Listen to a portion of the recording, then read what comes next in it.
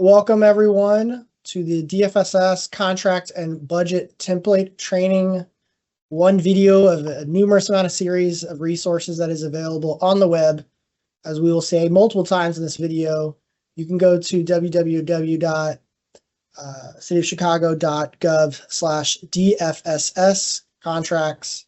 So the backslash, so that's www.cityofchicago.gov/DFSS contracts, where you can get a lot of these resources. Just one that is to just go over the basics and overview of the contract and budget template training.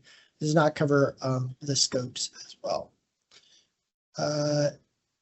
Before we get into the actual training itself, I want to do just brief introductions of the voices that you are hearing in this electronic webinar, virtual webinar. I'm Raymond Barrett. I'm the Managing Deputy Commissioner of Administration here, and I'll pass it to Stacy. Hi, I'm Stacy Stewart, Contract Administrator at the Department of Family and Support Services. Hello, my name is Dennis Small. I'm the Director of Accounting for the Senior Services Unit. Hi, I'm Angela Smith. I'm one of the finance managers that handle the portfolio for gender-based violence, homeless services, and human service delivery. Good afternoon. My name is Antonio Zamaran, Supervisor of Accounting for Youth and Workforce. Good afternoon. My name is Monica Almanza, Supervisor of Accounting, Senior Unit. Thank you, everyone. So what we're just going to kind of cover in this video is a very high overview of the process that you probably most recently have been exposed to, as hopefully you have received or will be receiving an award letter soon. And so we will have both our contracts team, Stacy, and the various members of our finance team go over some of the documents. And so as a reminder, the way the city works is we will send you an award package, which has either direct attachments or links or other pathways to access all the documents you must complete in order to execute your contract, which is key because you cannot get paid for services prior to executing your contract. So Stacy's going to go over some of the contract related documents, and then the finance team will do so as well for the budget template. Also recognize that there will be sometimes, or at all times, there will be scopes of services which are not covered necessarily in this training. Our program division usually typically works with you on that, and there's usually resources as available as well. These are more just administrative, and sometimes there are other documents that could be requested, whether it's property, leases, other terms and conditions. So this does not cover everything, but the majority of contracts that we do here at Family Support Services. And once again, as a reminder, you can find all the links to our resources at cityofchicago.org/FSS contracts, where you can get all these different documents. So I will pass it over to our contract team, Stacy. Thanks, Raymond. So as Raymond mentioned, once you receive your award letter package, you will need to provide us with the 3 key things to make sure that your contract is executed in a timely manner. We ask that you provide us with the agreement signature page, and on that page, you will see your agency's name and your PO number. You will then need to make sure that this document is signed and dated by your executive director or the president of your organization. The signature's title must clearly be included, or it will be returned to you to provide that. If the president cannot sign, an individual with signature authority can sign, but evidence of that authority must be attached.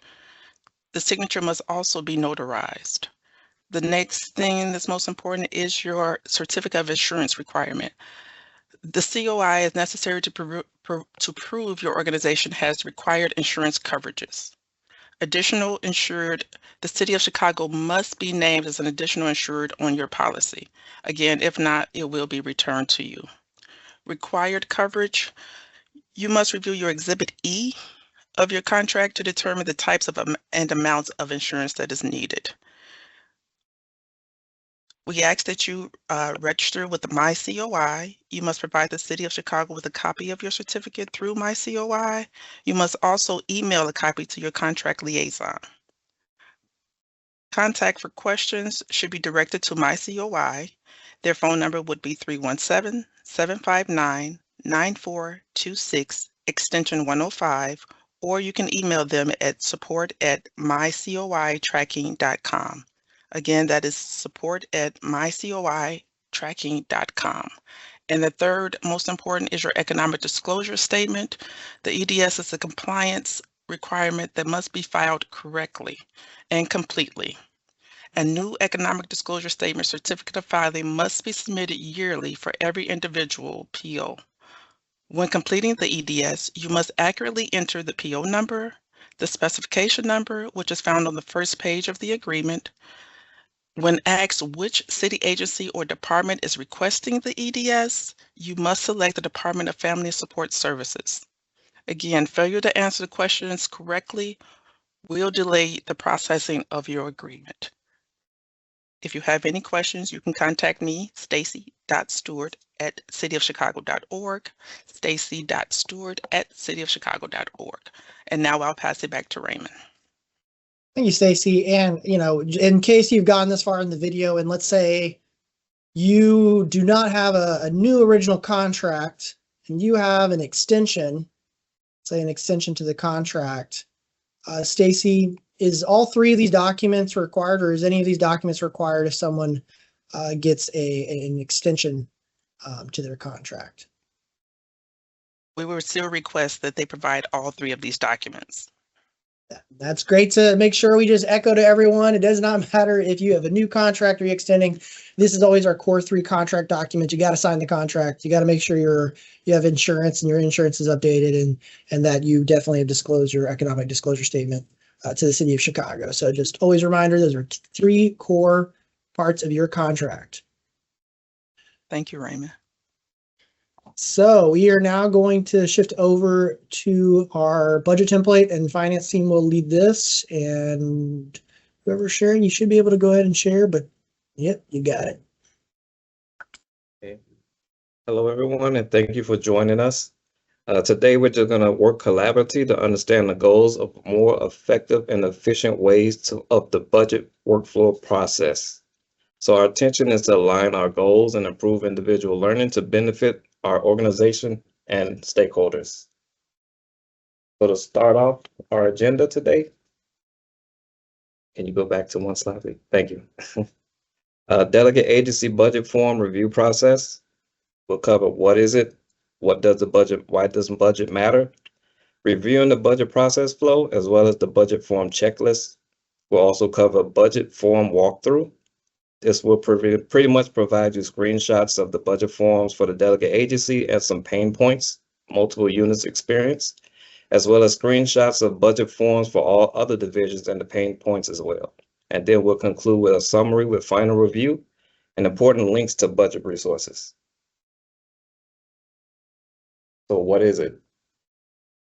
The budget outlines how funds will be used to support the delegate agency's operations and the specific programs or services it provides. It is a tool for providing oversight to ensure that the delegate agency is using funds appropriately and achieving its objectives. So the purpose is pretty much the foundation of what it is. Why does the budget matter? Sound fiscal stewardship. This is the responsibility and ethical management of financial resources, ensuring they are used effectively and for their intended purposes. It involves careful planning, budgeting, and monitoring of financial activities to achieve organizational goals while maintaining transparency and accountability.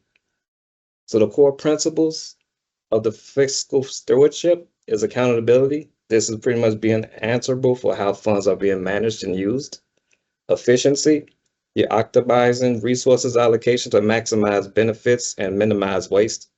Transparency, openly sharing information as financial information and practices. Integrity, adhering to the ethical principles and avoiding conflicts of interest. Prudence, making sure financial sound decisions are made based on careful consideration and planning. And also compliance, adhering to relevant laws, regulations, and organizational policies. Next slide, please. Why does the budget matter? the continuation of, at the minimum, we want to ensure that our budgets align with uniform guidance. Some funding might have further regulations and guidelines to adhere to beyond uniform guidance, but at minimum, we must ensure that we follow uniform guidance. We determine allowable cost under uniform guidance. We must distinguish between whether the costs are programmatic or administrative or indirect. Costs that are directly a benefit to the program or program cost. On the other hand, costs that benefit the organization as a whole are administrative costs. If the administrative cost does not directly benefit a specific program, it must be included as an indirect cost. Examples of program costs are, for instance, salaries from direct service staff or teachers and within a program, supplies and materials. Examples of administrative costs are salaries for the executive director, finance or human resource, and general office supplies. These type of administrative costs will be included as an indirect cost. Examples of administrative costs that directly benefit the program and would not be required to be part of the indirect cost would be travel costs for administrative staff attending trainings or meetings directly related to the program, and software licenses used for managing participant data or other outcomes of a specific program. If costs are shared across multiple programs, the delegate agency should be cost allocating based on their selected cost sharing method. So going back to the personnel costs, note that positions could be deemed a dual benefit for both the program and admin, depending on how the time is divided. So for example, what I mean by that is a program director who spends some of their time directly managing programs and part of their time on administrative tasks. During cost review, we must also keep in mind applicable costs, limitations such as administrative costs. Does the agency elect the de minimis rate, or do they have a negotiated indirect cost rate? Does the funder have further limitations on administrative costs? Ultimately, the onus on the delegate agency is to ensure that they are keeping adequate, detailed records and substantial backup for allowable costs. It is DFSS responsibility to ensure the guidelines are upheld and followed. So effective 2025 DFSS RP language should reflect the following 15% for the FY 25-26 period. And we have the screenshot shows you the type of costs, program costs, and administrative costs, like as an overview. Next slide, please. Okay, do's and don'ts for fiscal monitoring of delegate agencies. So more than likely, all the units, we have the same purpose, but we all work different. So agencies are subject to be audited by several funding sources. So for instance, city, state, and federal. Agencies must adhere or address findings immediately. Document that finding and also address follow-up through corrective action plans requested by DFSS or any other auditor that avoids escalation for noncompliance. Agencies should clearly state accurate titles for personnel positions and not include titles in a voucher that are not in the approved budget. Agency budgets should state what items are acceptable and not include items that are not acceptable for non-personnel purchases. Contracted staff that are issued 1099 should be requested in the budget under account code 0140 as a professional technical service. Also, expenditures cannot exceed budget line, or expenditures should not be billed to an incorrect budget line. So we pretty much have to uphold a thorough review of delegate agency budget forms and accompany with all documentations, and DFSS can help by mitigating audit findings and maintain funding. Next slide. And as you see, this is the breakout of the budget process flow within DFSS. It lists pretty much in the unit responsibilities based on color and the process of how it works from start to finish.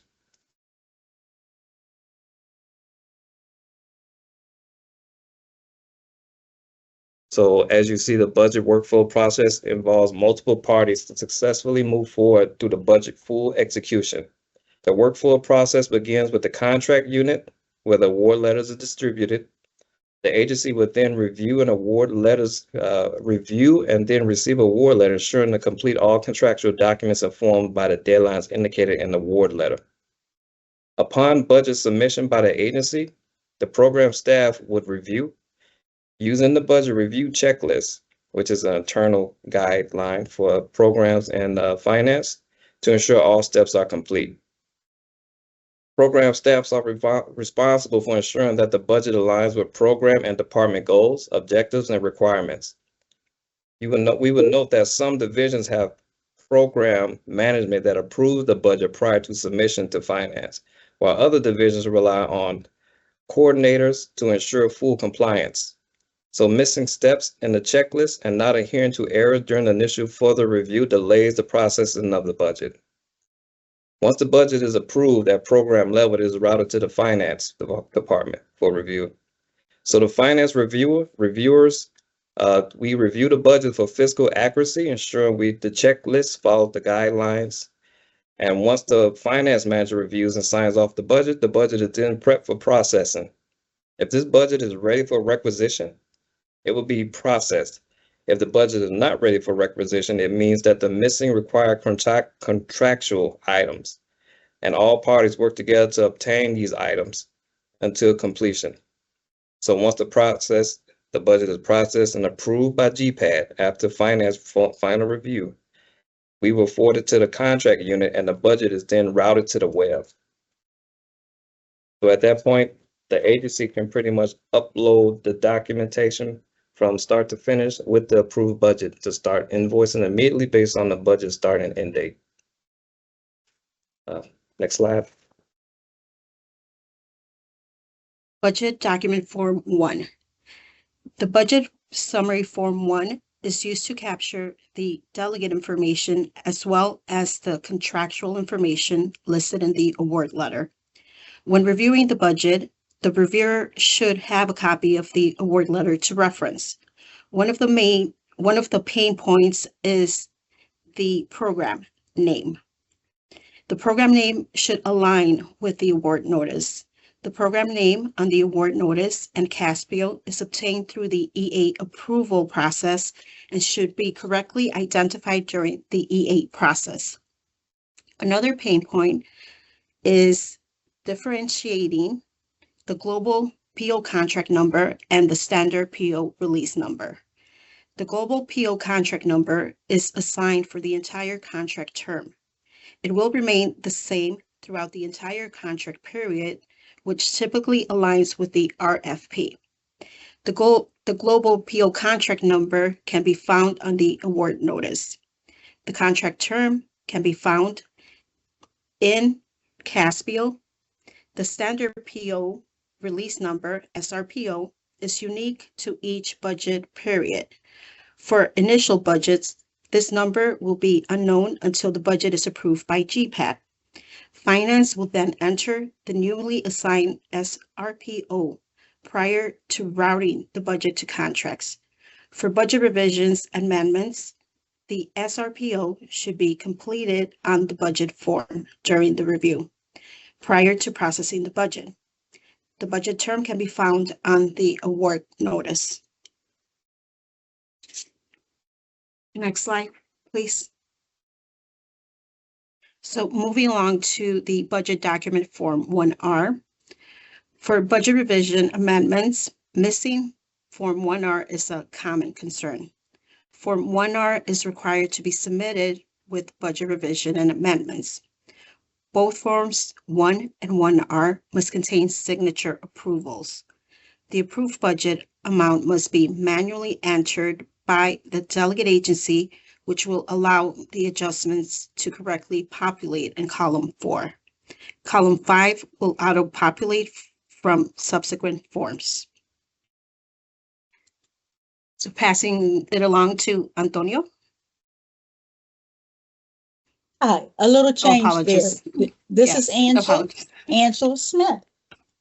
Yes, now I'm going to go through Form 2 through 2C.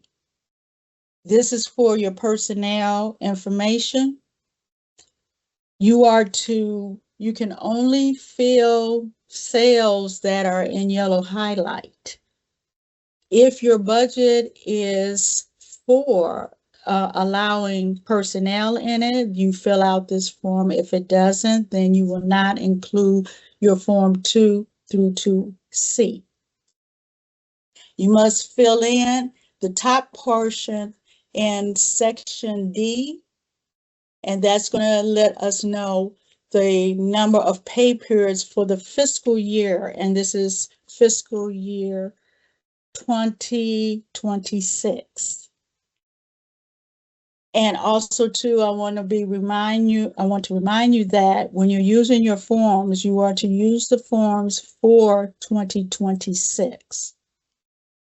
The example might be in another year, but again, use forms for 2026.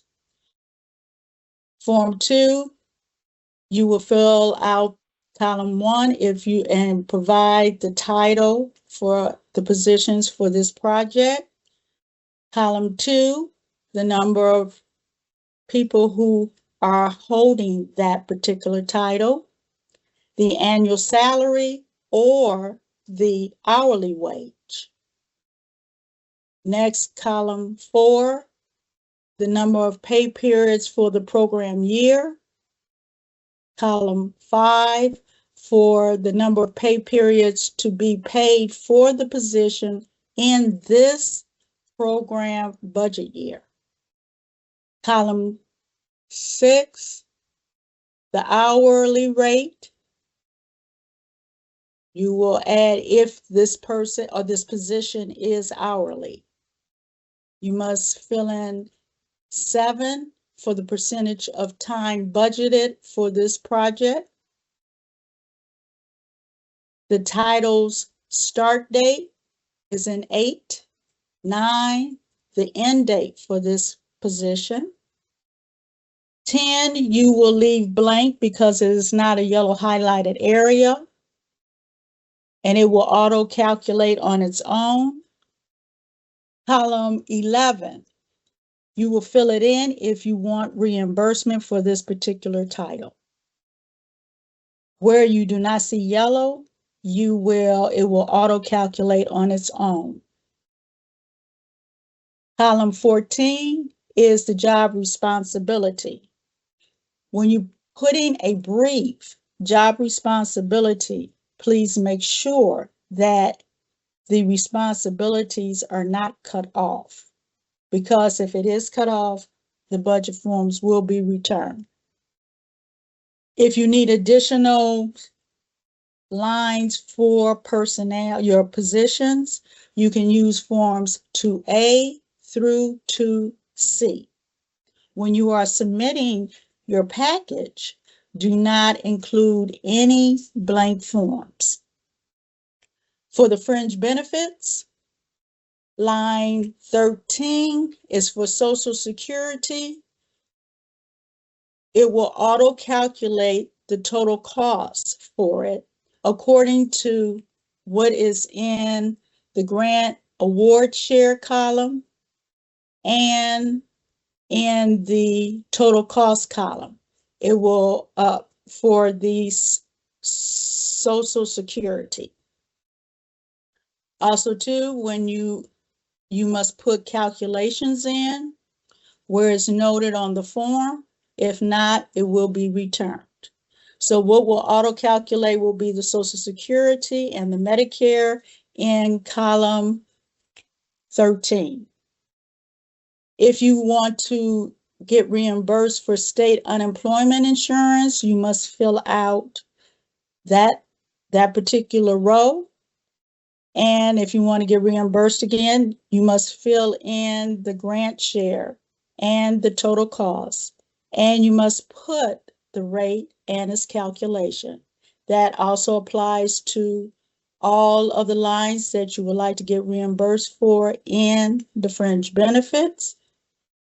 For lines 17 and 18, If you have additional fringe benefits that you would like to mention for this particular project, and if you would like to get reimbursed, you must name it in the items section on line 17. And if you need 18 as an additional, and it will be something similar, like if you want health, dental, vision, that's the line, those are the lines that you use. Again, you must have calculations and put a rate. If you don't, it will be returned. Also, too, that you cannot have negative numbers if when you finish and you look at this particular form and you see any negative numbers that are in the other share column, 12, then that means that you have placed more money in the grant share, and the grant share cannot be greater than the total cost column.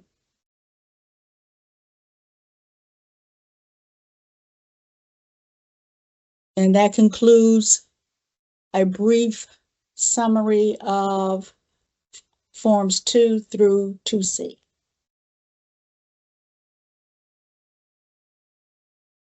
Regarding Form 3. Form 3 is the non-personnel budget section. Some major pain points are with the descriptions. Missing, incomplete, cutoff, or insufficient descriptions are not acceptable.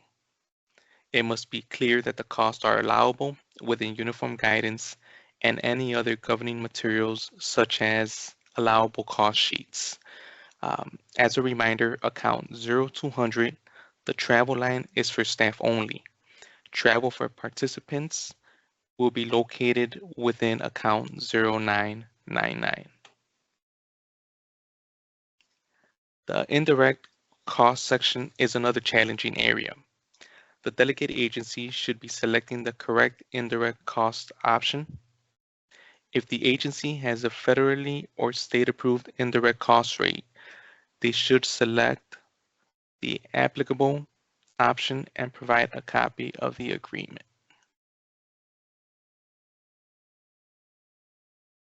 If the agency has elected to use the de minimis rate, they should provide a copy of the memo on their agency letterhead stating the election. The agency can also elect to decline indirect costs.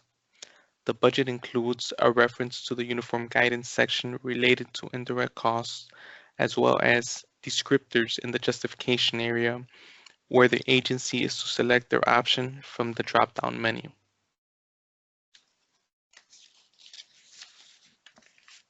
When reviewing agency budgets, keep in mind the following. 1. Follow the budget checklist in its entirety. 2.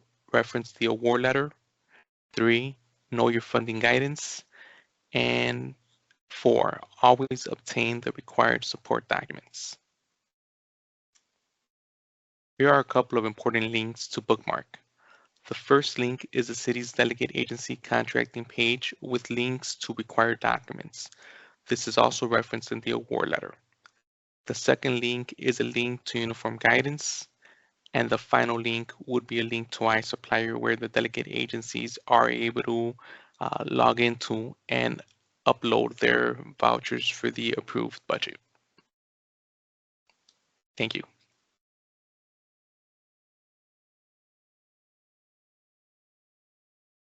That has been the finance presentation for the budget. Yeah, thank you all. So just kind of wrapping it up, once again, if you have other questions as it relates to these trainings, highly recommend you go to the DFSS contract page, look at all the various resources that are out there, or you can contact any of the finance or contracts people. They're on this training. Also, when you get emailed out, you're typically assigned a contract finance or program person. You can reach out to those people, especially if you're new to the process. As someone who was formerly on the delegate agency side, I know it can be a little bit confusing, but we are here to help support. But we are stewards of public resources and public money, so we do have rules and regulations we have to follow. But that concludes this training. Thank you all for your time.